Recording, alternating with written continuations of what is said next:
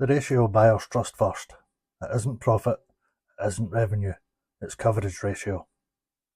The very first number buyers like us check isn't how much you make, it's whether your free cash flow can actually cover any debt. When we talk about coverage, we're really talking about confidence. Can your free cash flow cover your debt repayments? And by how much? If the ratio is below 1, it means the business can't service its debt without stress. That's a warning light.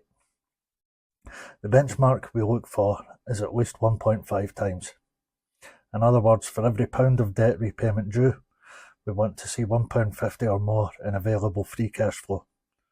Anything below that starts to feel fragile. Why 1.5x?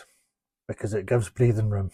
According to data from the British Business Bank's 2024 SME Lending Report, lenders and buyers alike see 1.5x coverage as the minimum comfort zone.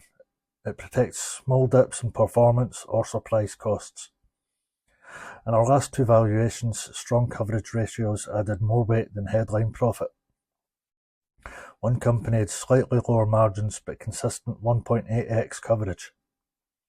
That deal felt solid because debt repayments were clearly covered. Meanwhile, another business with higher profit on paper but just 1.1x coverage felt risky. Profit can look good in accounts, but it's cash flow that keeps the lights on. Buyers discount risk and coverage ratio makes risk visible. That's why cash always beats profit. It doesn't matter if you've grown top line revenue or squeezed margins. If your cash flow can't comfortably service debt, buyers hesitate. If it can, buyers lean in. So if you're thinking about your business's future, ask yourself this. What would your coverage ratio say today? Not last year, not in projections, but right now. That single ratio can make or break buyer confidence. At Epitome Capital, we're direct buyers. We don't act as middlemen, and we don't believe in dressing numbers up.